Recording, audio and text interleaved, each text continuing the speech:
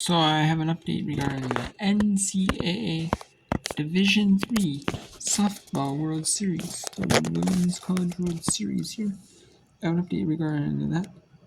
So this is the championship finals for Division III softball. Game 1 was played Tuesday at noon Eastern,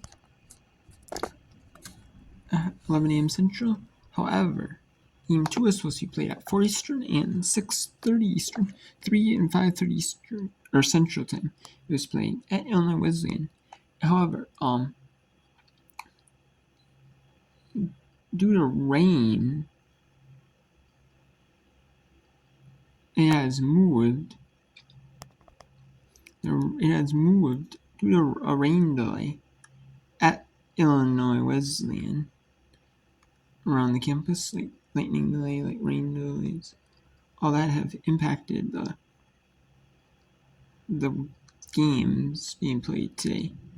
It had it at 7 and 9:30 Eastern, 6 and 8:30 Eastern, local time, Central Time. However, that now has been called off and is being played at noon Eastern for Game 2, which will see Virginia Wesleyan be the pseudo home team batting second. Team batting in the bottom half of the game, the pseudo home team, as Virginia Wesleyan was the pseudo away team in the last game, Game 1 on Tuesday, yesterday.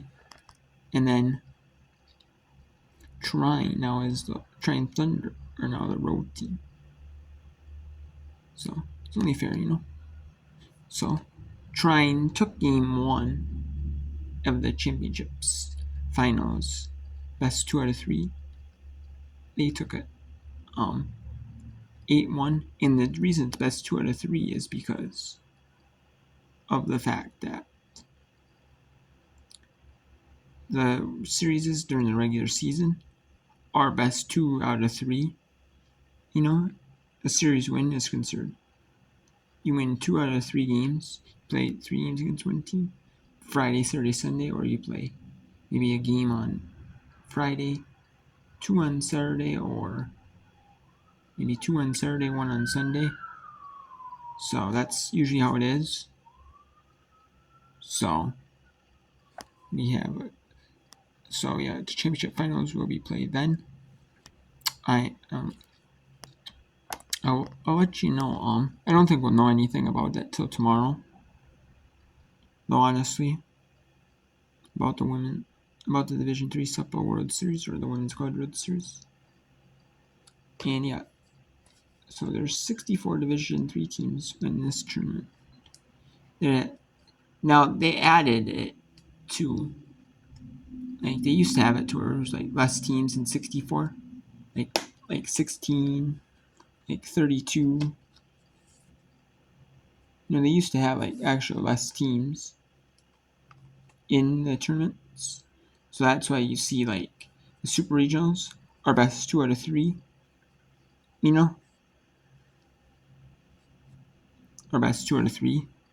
I mean, I wouldn't be surprised though if with all this teams, with all this like new change in like the college landscape about revenue sharing with like athletes, I wouldn't be surprised if a lot of these schools like actually ditch like ditch sports like golf, like tennis.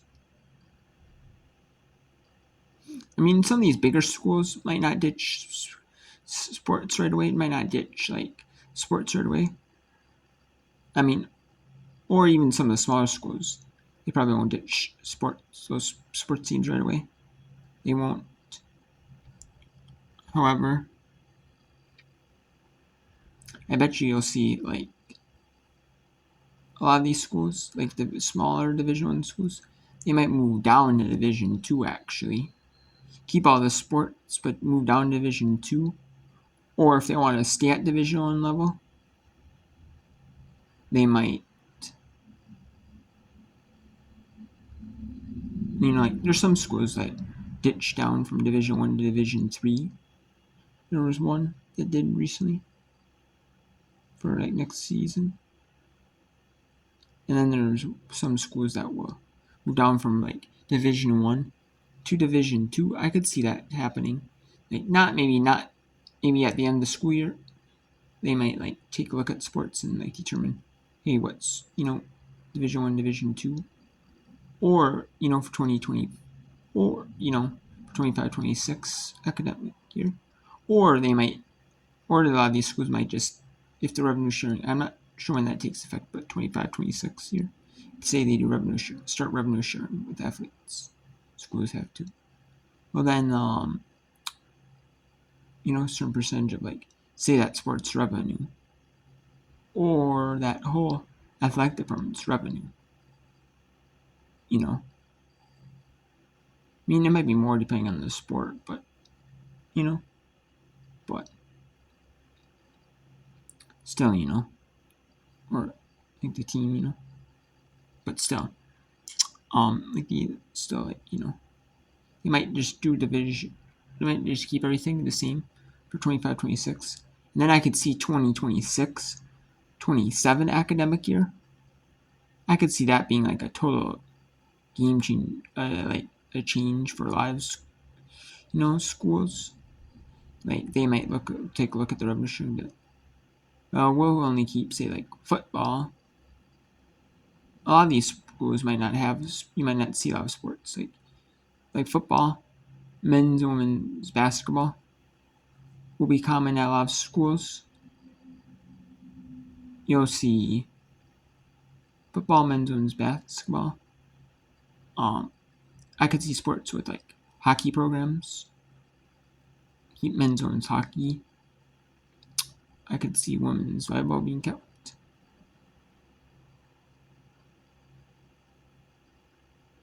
And then some schools have like eliminated like golf programs, like tennis programs, And then, but I've seen like some, like I believe it was I want to say Purdue Fort Wayne. They eliminated the softball, baseball programs, both. So we'll see. Even like a lot of high schools around my area, they don't really make money on sports. They do, but they don't. It's not like a professional sports league where, it's kind of like like all around as a whole. Like one sport, say, makes a lot of money, and then like the other sports, they like pay for the other sports. And it's what I'm saying. You know what I'm saying? That but the sports that are really really popular, sports that have been around for a lot longer, like softball and NCAA programs hasn't been around for as long as football or basketball, so they're not as popular anymore. Which makes sense, We'll see.